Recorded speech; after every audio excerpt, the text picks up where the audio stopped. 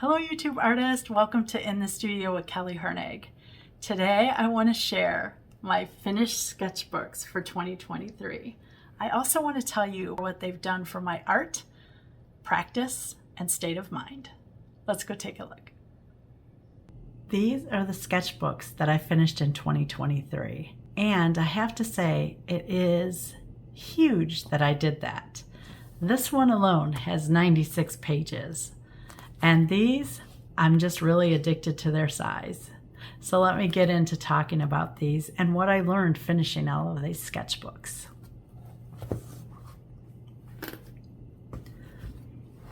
My YouTube channel started with this one. This is where I color mixed for the 100-day project. I used 3 colors, so the top, the bottom, and the middle, and we mixed them together. So I mixed blue into this peach, peach then into this green, and these are the colors. And then from the palette that I mixed here, I did a leaf. And this was so much fun, and you all really seem to like the mixes, and how did I come about them, and how did I do them? That kind of stuff was asked over and over and over. And really, it was a way for me to get to know my paint palette. At the time, I hadn't done much painting, much color mixing, so this was a way for me to really start to know what colors I liked, what they would do for me, and how they would work with one another. Some I absolutely love. This is one of my favorite. They all had their own kind of flavor. And if you are interested in any of this, I have a playlist called 100 Days, and you'll be able to see this whole book there. It taught me a lot about myself, what I like, what I constantly reach for. Here's a hint, buff titanium, but I like it because it mutes, but it also lets me come up with beautiful colors, and I like that. This was one I finished in 23. I started it in June of 2022, and then I finished it in June of 2023. I absolutely love this size. This is a Tuma Arta, I think is what it's called. It's T-U, here's the lettering. T-U-M-U-A-R-T-A. All of my sketchbooks will be listed down below in case you want to see the exact size. I believe this is 5 by 5, 5.5 by 5.5. I like this style a lot. It is quick and easy, and most of mine are done with things that I go outside, I find something, I bring it in, and I paint it. It's that simple. I try not to overthink what I want to do. I just wanted this book to become a habit. At the time that I bought this, it was like $10. I think they're now about $15 a piece, but I find it fantastic. The size, the paper is really good on both sides. I've been able to try different things. This is where I was finding out that I like to splash. I didn't do that before, but through this book, I started playing with, do I like light splashes? Do I like to do it with my brush? Do I like to really angrily splash so that it goes out of the page? And I like to angrily splash, by the way. And here was just some little calmer ones, right? I just tried everything in here to see what I would like and how I would go about it. You can see the colors are changing. I'm getting more comfortable with it. I'm starting to add shadows. And for this size, it's really easy. I can bring a leaf in from outside. I actually just lay the leaf down and I trace it with a pencil and I start painting. So the whole process takes me anywhere from 5 minutes to 30 minutes, depending on the leaf. Something a little more complicated like that will be about 30 minutes. But I also like to add the shadows. So I've done several sketchbook things. I have a sketchbook playlist on this YouTube channel, so you should be able to go see one start to finish. I know I shared several last pages. When we got to the last page, I actually created the last page with you after the flip through. This one, this is a Strathmore 500 series. I like the paper, but I don't like the soft cover. Can you see how smashed it gets? So a couple pages I used binder clips and it just really smashed them. If you don't mind that, then go ahead and use this. But this is just for my colors. I started wanting to really keep a record of what colors I owned, what companies. This is a Handmade, The Art of Soil. So I just started playing with what the palette looks like, what colors. This was a lady off of Etsy that I bought some metallic colors. I really love those colors. And I just did color charts. If you don't know this by now, I love color charts. So keeping something like this that I could just easily swatch was wonderful. I've got what my studio looked like at March, what the outside looked like. I tried to do a palette once a week so that I would know what the weather outside looked like. Here was trying different color mixes with Van Goghs. Here was me. These are the dusk colors. This is dusk yellow and dusk pink from Van Gogh. I really found that I like granulating colors this year. If I have a chance to buy a granulating over a straight color, I am going to buy the granulating every single time, just because I like the way that that looks. If you don't know what a granulating color is, when I bring you up, you're going to see little flecks of color that have kind of seeped into the paper. That is granulating. So do you see all these marks? See all the like little dots there? You can see it really great on this one. See them? That is granulating color. So the actual pigment actually like soaks down into the tooth of the paper, and then it kind of lets the water and stuff move it around up there, which I absolutely love. So this was just a trial and error. I did my pencils, I tried some markers, and it just goes on. It's just strictly color so that I can play with them and have a place of record of where I know what I have and what they look like on paper. This is the biggest sketchbook that I accomplished this year. And this one I started in May 2022 and finished it in August 2023.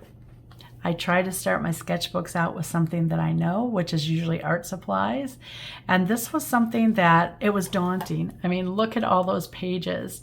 This was my first handmade sketchbook that I ever bought. And I bought a really fat one on purpose to get me sketching every day. That was all I wanted. I didn't care what I sketched. I just wanted to make sure that I was putting paint to paper every single day. That was my whole reason for wanting such a fat sketchbook. This is Fabriano paper. The company no longer makes these. And you'll see here that I've got nature, I've got things. This was a Hakey brush that I bought. I love the color of the different wood. This was just a Kewpie doll that I had. I liked her shadows, and I thought she would be difficult to paint, and she really was difficult to paint. But then I went into more nature things, and I believe I've shared this sketchbook, a little alphabet I was playing with. This was me trying splashes. Which way did I like them? Did I like them soft? These were some new colors that I was trying out as well. And this was palette play. I did a whole little video on that. And you could just see, this is where a lot of my classes came out of. I believe this book has 3 classes from my sketchbook series, Quail and Eggs, and then Fox and Fern. And it just, and Pears and Leaves. It just let me keep playing. The pages just seemed to go on and on and on. And I know I shared this book, so you'll have, you'll be able to see the full video if that's something that you want to do. And then I have the other 2 little sketchbooks here. Again, this was started July in 2023 and ended November in 2023. And again, it was just things that I picked up, just different leaves from the outside that I brought in and I played with. Now this one, I was really trying to focus on a little bit on design and composition as well. Like you'll notice that I have in here several leaves that are cut off because I was getting quite bored with just having one leaf on a page, or one leaf like angled this way and this way. So I was trying to find leaves that were fuller and play a little more with composition, play a little bit more with values. You'll see that throughout this book. And you see, I like that they're cut off. I liked that this stem had some really dried leaves and then some nuts on it, but then also some bigger leaves. And I'm trying to make note of the colors. You'll see the shadows in here. Let me bring that up so you can see the shadows. Shadows for me really tell the leaf and branch, whether it is up or down. You can see through here that this part of the branch was actually raised higher so that you're able to see the shadow underneath, where these are laid on the ground, so you can see that there's no airspace between the shadows here and there. If you want to know more about shadows, let me know in the comment and I will do a whole video on shadows because I absolutely love them. And you just see that I've played with colors, I've played with some composition, I played with adding a paint tube. This was Perylene Green that I was trying to see what kind of different values I could get. This was Dusk Pink, Haze Pink, sorry about that. And you can see they're just a little more complex, a little more tightly packed, and this is really the style that I really like for my leaves. So I had a lot of fun with these. Some were really pale. This was how pale the leaves were, and I just found that really beautiful next to the part of the twig. And you can see I have purple shadows here that are nice and soft too, but up close you see them. And so that is this book. It was just a pure joy. Here are a bunch of nuts. Like I said, I go outside, I go get the mail, or I go for a walk, and I usually come home with my pockets full of something for me to draw. It's that simple. And then this next one, this was started on October 2023, and I have about 4 more pages in the back. But this is one that I showed you, Color In and Out of the Garden, where the book actually used 9 patches of color, and then she brought in something from the garden and laid it on it and took a picture. I took it a little bit further by actually bringing the specimen in, painting the specimen, and then from that putting the palette together. So this has been really, really fun. I'm finding all kinds of different things. Again, mostly nature. I do have a couple things that are not nature. I'm trying to play with hard and soft edges. So you can see this is kind of a soft edge. That's a more hard edge. This kind of blends into one another. That's a softer edge. I like stuff like that. This one I added a little shadow, but I like how this kind of morphs into one area, and then you see the darkness of the shadow. So this is actually this soft edge here, because see how it kind of disappears into the color? Or this is the harder edge here, where you see that definite line. There's a bigger leaf, some more leaves. Oh, here was a little beehive that I did. So whatever I could find, or whatever I was in the mood, something small, something fast, whatever I wanted to paint, and I just put it in this book, and I love the way that they turned out. So what have I learned with a year of practice? I've learned that being consistent for yourself, whatever that looks like, whether it's 5 minutes a day, whether it is 5 minutes all week, it doesn't matter. What matters is that you find time to do art. Because for me, it is an self-expression. It is finding things that I love to do. It is making art out of something really simple. I mean, you saw color mixing. We all have palettes. A lot of us have so many watercolors, we will never use them all. These are the perfect thing to pull them out and just start mixing. You will be surprised by what you can mix with your palette already. But what it does for me is it lets me experience nature, bringing it in and creating a little bit of art. Are they masterpieces? Absolutely not. But they've taught me the art of practice. They've taught me about being consistent. They've taught me about making art a priority in my life. It is something that I want to do every single day because I see improvement. Just even seeing my first leaf sketches to my last leaf sketches. they're getting better. I'm understanding form a little better. I'm understanding value. I'm playing with them. I'm playing with design and composition and things that make me really happy. And working on a giant book like this, I just felt like I wanted to fill the pages. I didn't care with what, which is why really there's just so many random things in here, but it's okay because it was me learning. And I found Chinese lanterns, so let me put them in a little still life and let me see if I can figure out how to paint it. It's just that simple. Trying out a stencil to see if I could make it work and make them fun. Trying out some layering. Is it the way that I like to layer soft up to bolder? Is it that I want to layer here and keep some boldness, but yet have every petal around it nice and soft?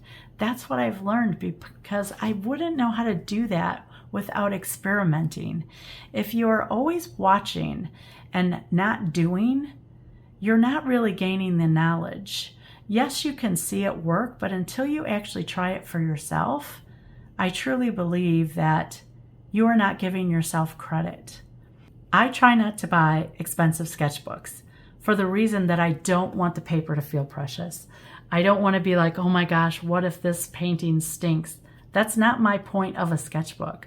My point of the sketchbook is to work in it every single day and to learn and to grow and to try techniques that I wouldn't otherwise try in the safety of a little book. No one ever has to see your book. No one ever has to see your book. It is totally for you.